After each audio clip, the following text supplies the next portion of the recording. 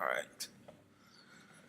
So, welcome to Alpha, and thank you, Stephanie. I hope everyone enjoyed their meal tonight. Uh, Tonight's topic is there more to life than this? I've been a member of River Run Church since November 2012. I love River Run Church. I love that I attend a church that welcomes me with open arms, with all of my flaws and all of my imperfections. I am welcomed every time I come to River Run Church. I am perfectly imperfect, and Jesus Christ, my Lord and Savior, would want me no other way. A recent study by the Pew Research Center shows that by far, Christians outnumber any other religion and will continue to grow between now and 2050. But despite the projected growth, it's also recognized that the rate of growth is going to slow, and it's going to continue to slow between now and 2050. The slowing pattern shown in this report is exactly why the Alpha course is so greatly needed. The reach of Alpha to those who have questions regarding their faith or lack thereof in an open, honest, and non-judgmental forum allows for hearts and minds to be touched by the Word of God. Recently, I realized that I'm an extreme recycler. I've recycled a little bit of everything in my life.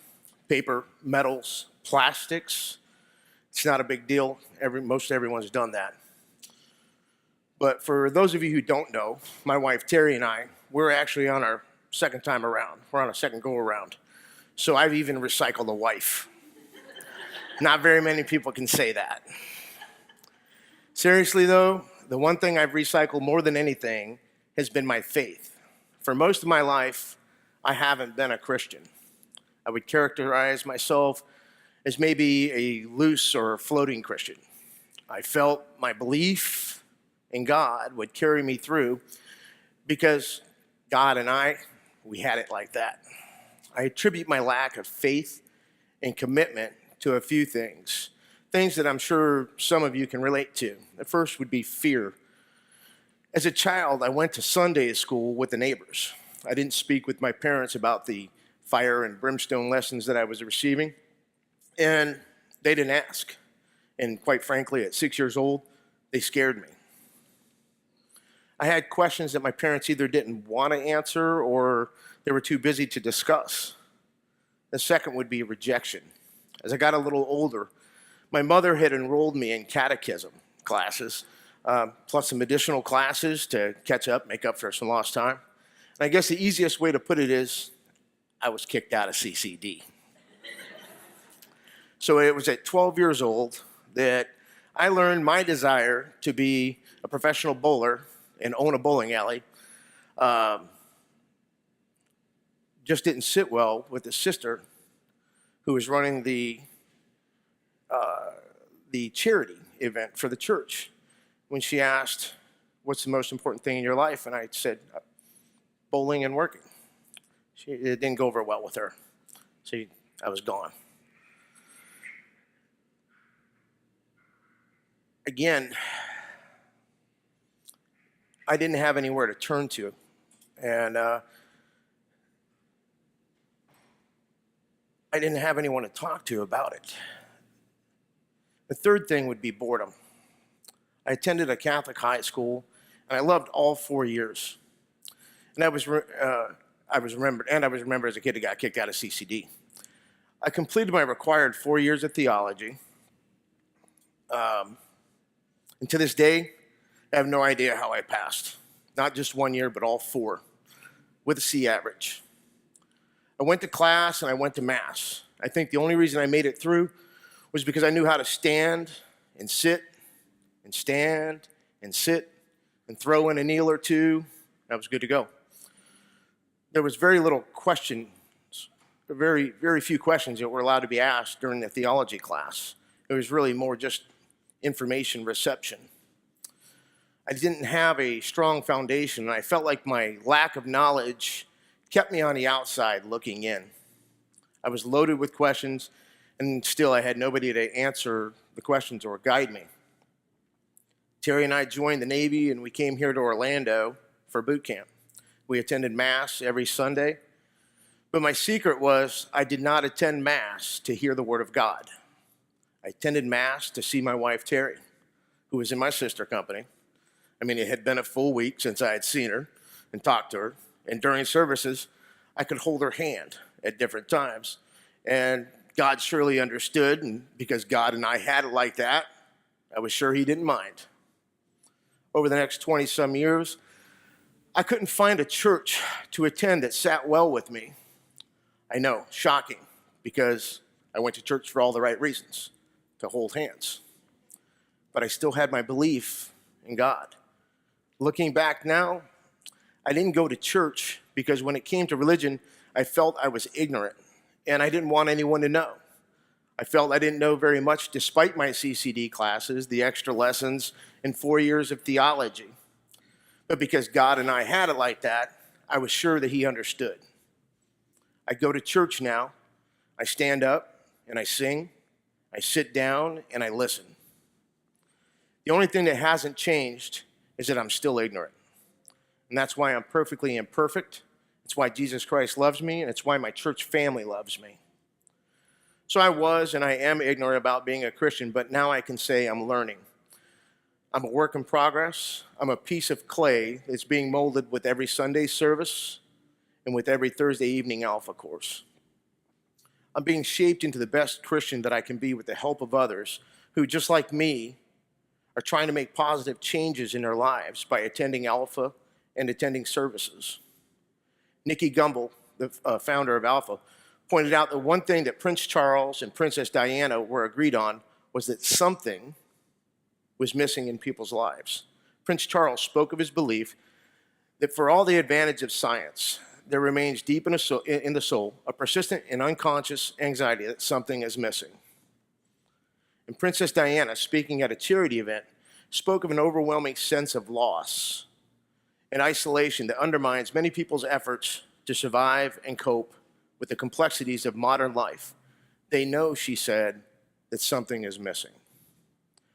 I know now that something was missing in my life. I know that I was afraid to face my fear of church, to face my ignorance of church, to face my boredom with church. That something is no longer missing in my life. I embrace my church just as it embraces me. I laugh with my church family with no fear of being laughed at. Because through Alpha, I have learned that asking questions is normal, to be expected and desired. Because of my church and with the guidance of Alpha, I'm able to say Jesus Christ is that something, and he is alive and well in me. I remember the hollowness when something was missing. Terry had started attending church here at River Run, and our granddaughter Caitlin was going with her on Sundays. I'd always told Terry not to be in my face or try to compel me to go to church because God and I had it like that, and so I was good to go. But again, I began to feel that there had to be more to life than this. Just sitting at home on Sunday, waiting for my family to come home, even going to Disney, wasn't filling the void. I had missed out on something that they had done. They had gone and done it without me. I decided to attend church. I wanted to see why Caitlin was so excited about church. And honestly, I didn't want my at the time 4-year-old granddaughter to ask me why I wasn't going to church. I also wanted to find out why Terry was smiling and in such a good mood when she got home. Because as I had said earlier, for me, church equaled boredom. I began coming pretty regularly as my work schedule would allow, and I realized that I enjoyed it. One Sunday service, after a few months had gone by, I started thinking about how my life was transforming, and I smiled. Then I thought of all the cults that I had seen, read, or heard about. I remember looking up to find the ventilation system. I was looking for the mist to be pouring out because I knew River Run had to be pumping something into the sanctuary to make everyone smile and feel good.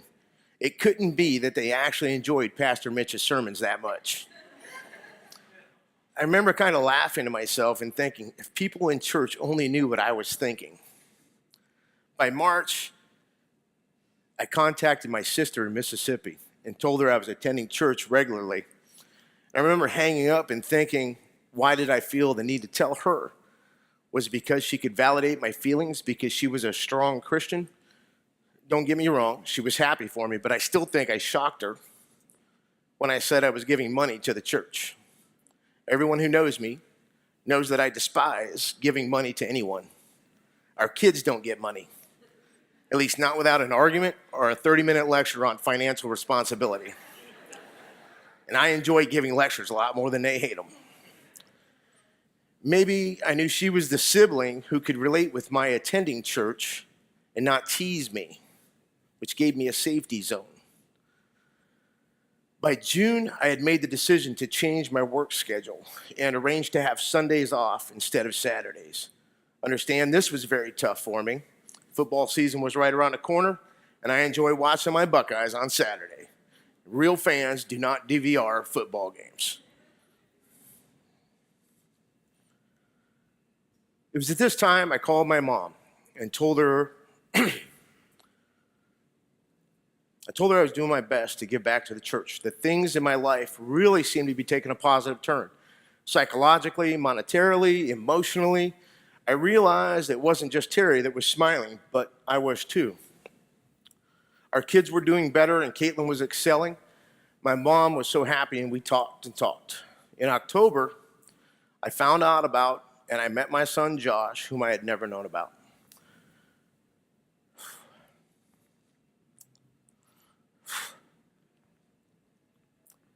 I began making plans to take a trip in mid-December to Ohio with Josh for the holidays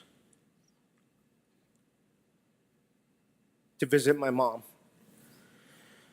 and family, which magnified the anticipation of going home.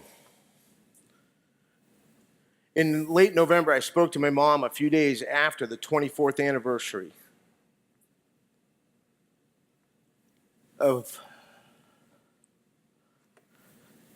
my younger brother's suicide.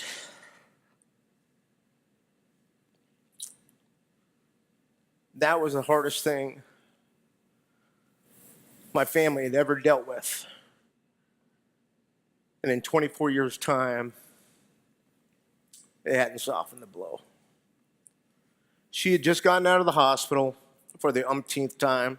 She was becoming a physical wreck.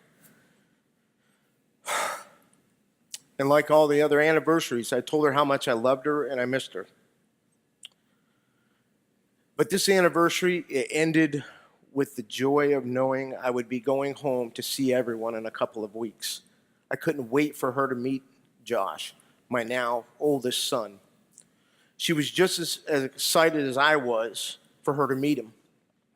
I hadn't seen her in 16 months, and just as she had always been during my 20 years in the Navy, she loved when I came home.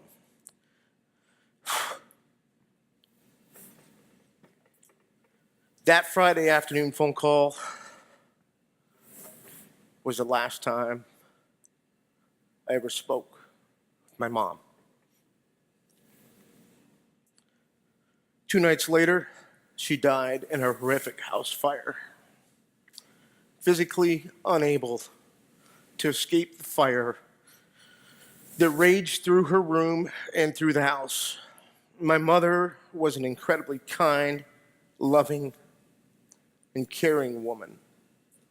Her final job prior to retirement was as a teenage pregnancy counselor. It couldn't have been a more perfect job for her because she had been a pregnant teen, and like many young teens, she had been shunned by her family for her actions. She was the only counselor in the entire county, and in the dead of winter, would drive all over the county to complete the in-home health assessments and counseling sessions. She had done this for 15 years until age 67, which had been just 7 months prior. At her funeral, numerous clients of hers showed up. They cried as they told me and my siblings, what an impact she had made on their lives, not just for the kindness she had shown them, but the respect she had given them and the respect she had taught them to give to themselves. She made an impact on so many people, and now she was gone. She took the physical abuse from my never-present biological father when he did present himself, but was still turned away by her own mother.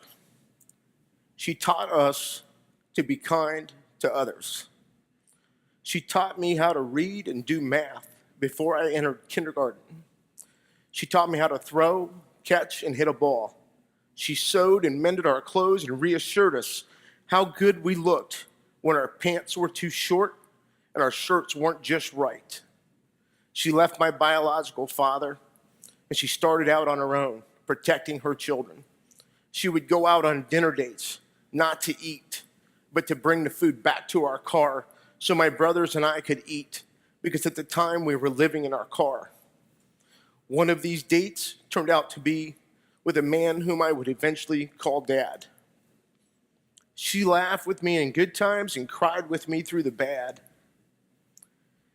A time from November 25th, 2013 and April 2014 was the most trying and troubling of my life. I was immensely angry, but even worse, I knew my soul was in danger. I could feel the burning inside of me. I knew that if I didn't begin to dig deeper into my faith, I was going to lose an eternal war. Here I had thrown myself into my faith, and now I was being tested. Soon after my realization, one Sunday, Pastor Mitch talked about an alpha dinner and stated you could ask the unaskable questions. I pulled out my phone and I put the date in my calendar. In that instant, I made up my mind that I would attend Alpha. Alpha would be the deciding factor in where I ended up. Terry and I came to our first Alpha class, and I was ready. I was ready for Alpha to fail me. I was searching for answers, and I needed Alpha to be my justification to turn my back on my faith that I had only just begun to find. I think for many people, we go through life searching for the next great thing. And when we get there and find it doesn't satisfy us, we look to lay blame. I had been looking to strengthen my faith, and now I wanted to be able to blame Alpha for my lack of faith so I could move on and move away from the church.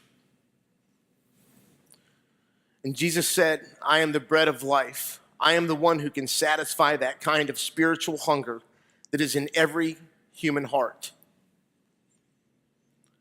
Or I needed Alpha to be my North Star, to show me that I was on the correct path to Jesus.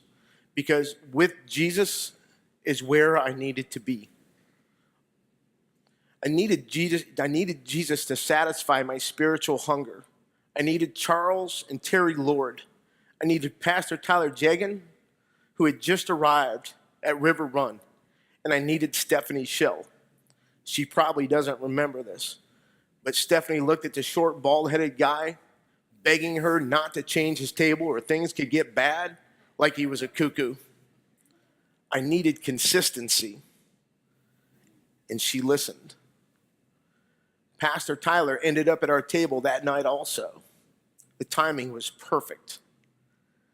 They helped lead me in Alpha 1 year ago, and I am grateful for their wisdom, words, and smiles. Terry and I have completed the Alpha course 3 times. The questions get more intriguing. My commitment to Jesus Christ gets a little bit stronger. Terry and I are now Alpha junkies as we begin round 4. We enjoy the dinner a lot. At least I do. We enjoy the camaraderie, and we enjoy the conversation. Dinner was always the most important meal growing up. My mom had 7 kids, but she cooked like there were 70 kids. My mother's home was redesigned.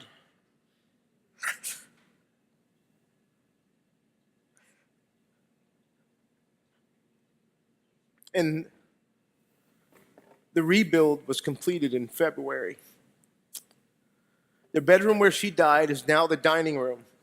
The dining room table now sits where she was found in the room.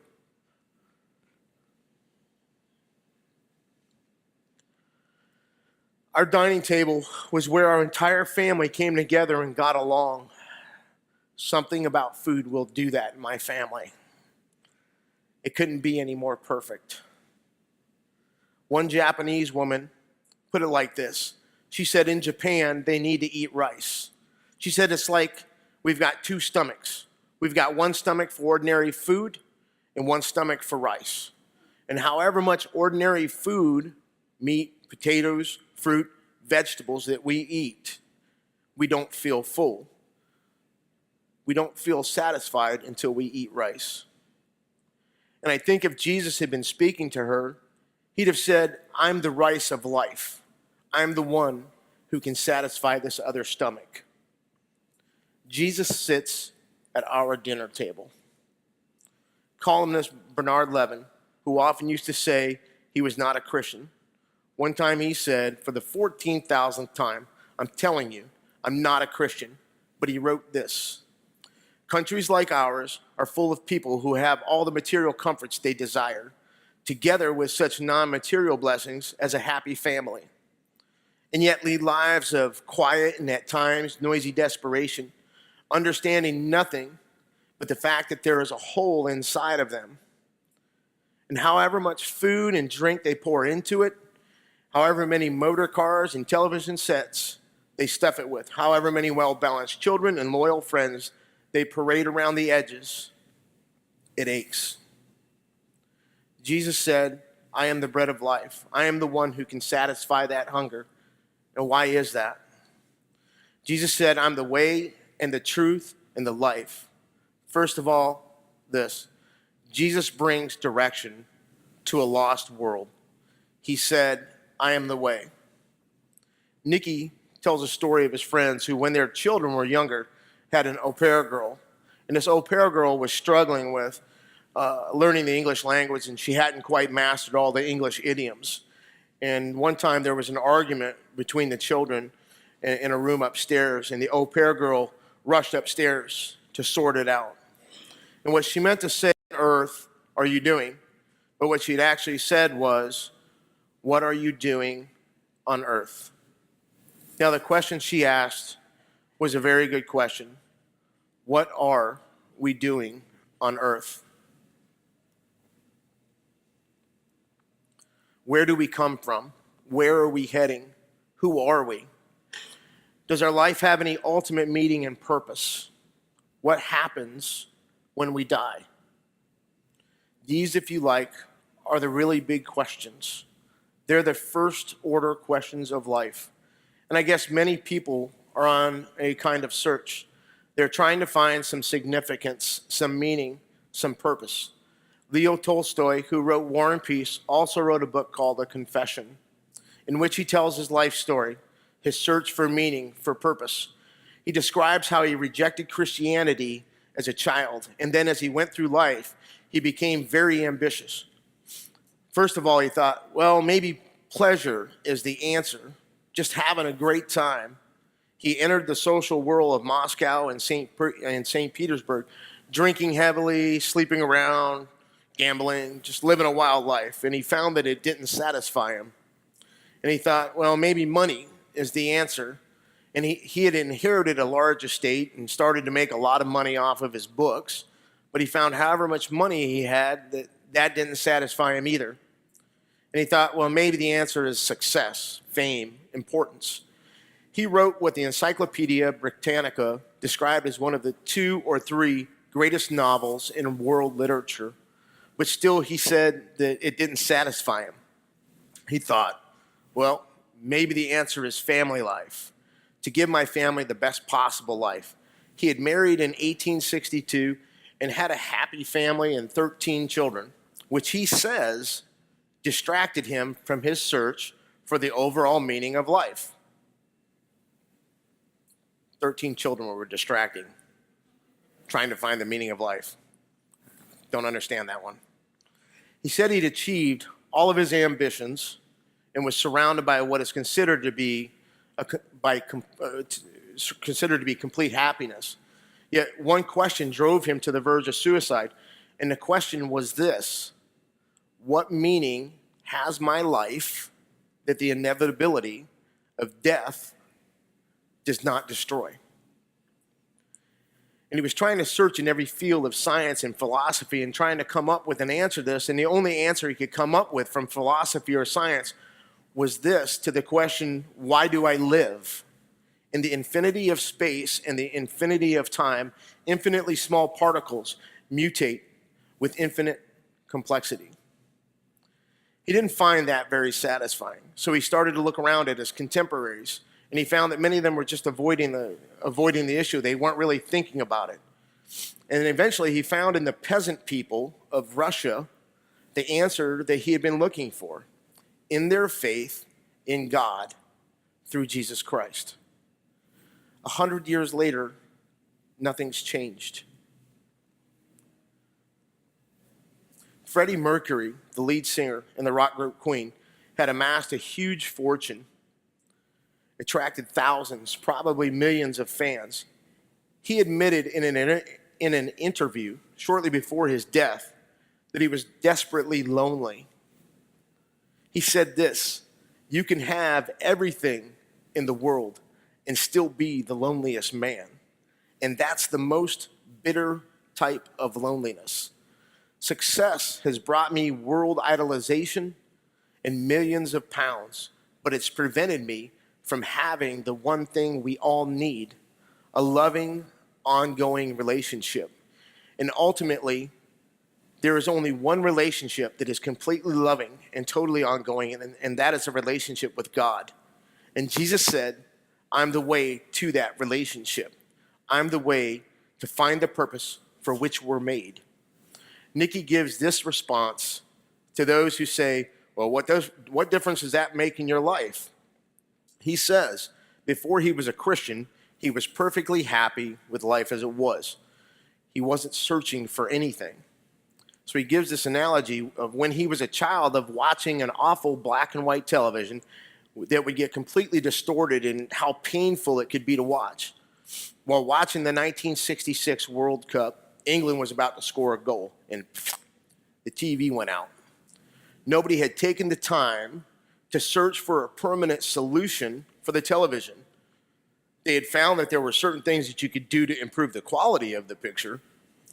You could put your hand around the back, you could stand on certain floorboards, and if you stood just right, it would get a slightly better picture. But not until they missed the goal did they decide that it was time to find a permanent solution. And what the television needed was an aerial. And once someone has experienced a relationship with God through Jesus Christ, it's like the aerial. You get a clearer picture. This is what life's all about. Jesus said, I'm the way. Secondly, he brings reality to a confused world. He said, I'm the truth. Sometimes people say, well, you know, it's great that he satisfies that hunger, but I don't have a need. Isn't it just kind of a crutch for weak people who need that kind of thing? And if you need that kind of thing, then it's great for you, but it's not for me. And logically, that can't be the case. Because if it's true for everyone. And if it's not true, then it's not actually great for those who believe something that isn't true. Because in a way, they're deluded. And C.S. Lewis put it like this. He said, Christianity is a statement which, if false, is of no importance, and if true, of infinite importance. The one thing it cannot be is moderately important. So that's the question. Is it true? And Jesus said, I am the truth. I never realized how much evidence there is. One of the things that we do in Alpha is to look at the historical evidence of life, death, and resurrection of Jesus Christ. The resurrection is the linchpin to Christianity. Something fascinating is how many people who are used to looking at evidence who've come to the conclusion that it is true. a former professor of history at Oxford University, described the resurrection as the best attested fact in history. I hadn't realized how many of the pioneers of modern science were believers. Descartes, Newton, Kepler, Galileo, Locke, Copernicus, Faraday, Boyle, Mendel, Kelvin, Pasteur, Maxwell, and Simpson. Professor James Simpson, the scientist whose discoveries paved the way for safe, painless surgery, someone asked him once, Professor Simpson, of all the discoveries you've made, which of them was the greatest? And he said, well, actually, the greatest discovery I ever made was the day I discovered Jesus Christ. Nicky, who was a lawyer, stated the following: perhaps the greatest lawyer of the second half of the 20th century was Lord Denning. Lord Denning towered over the legal profession for 50 years. He was also the president of the Lawyers Christian Fellowship. He had looked at the evidence and come to the conclusion that it's true. But when Jesus said, I am the truth, he was talking about more than just a kind of intellectual truth. The Hebrew understanding for truth was truth as experienced. And there's a big difference between intellectual knowledge and personal knowledge, between the head and the heart. So let's try this analogy. I've been married to my wife, Terry, for just over 7 years, and I've known her for nearly 32 years. But supposing before I'd met her in 1983 and was awestruck, I went into a bookstore and there was a book about her called Terry. Terrific. And I thought, looks interesting. I'll give that a shot. Chapter 1, her sparkling personality. Chapter 2, her extraordinary intelligence. Chapter 3, her immeasurable patience with me. Chapter 4, her tremendous heart. Chapter 5, her athletic abilities. That chapter would be 1 page long. It would be blank. Anyway, if I had looked at that book, I would think, wow, she sounds amazing. She's just awesome. That would be intellectual knowledge, head knowledge. But now I can tell you she is awesome. That's 7 years of marriage. Her awesomeness is written in my heart. So when someone says, I know Jesus is the truth, they're talking not just about being convinced of the evidence, they're talking about experiencing a relationship with the risen Jesus Christ. Jesus said, I am the truth. Thirdly, he brings life in a dark world. He said, I am the way, I am the truth, and I'm the life. Jesus came to set us free from the things that spoil our lives and the things that are wrong in our lives. There's a big difference from the things that we do that are wrong and the mistakes that we make. We all make lots of mistakes, and our mistakes can be relatively harmless or even amusing. Nicky, in his teaching, stated that after the General Certificate of Secondary Education exams in England, they post some of the mistakes that students had made, and he had come across some of the ones that they had published. One person wrote this: in the first book of the Bible, Genesis, Adam and Eve were created from an apple tree. One of their children, Cain, asked, am I my brother's son? Another wrote this: Moses led the Hebrew slaves to the Red Sea, where they made unleavened bread, which is bread made without any ingredients at all. Moses went up on Mount Sinai to get the 10 Commandments. He died before he ever reached Canada. Another wrote, Socrates was a famous Greek teacher who went around giving people advice. They killed him. Socrates died from an overdose of wedlock. After his death, his career suffered a dramatic decline. And finally this: Johann Bach wrote a great many musical compositions, and he had a large number of children. In between, he practiced on an old spinster that he kept up in the attic. Bach died from 1750 to present. Bach was the most famous composer in the world, and so was Handel. Handel was half German, half Italian, and half English. He was very large. So the mistakes that we make can be relatively harmless, but the things that we do wrong really matter.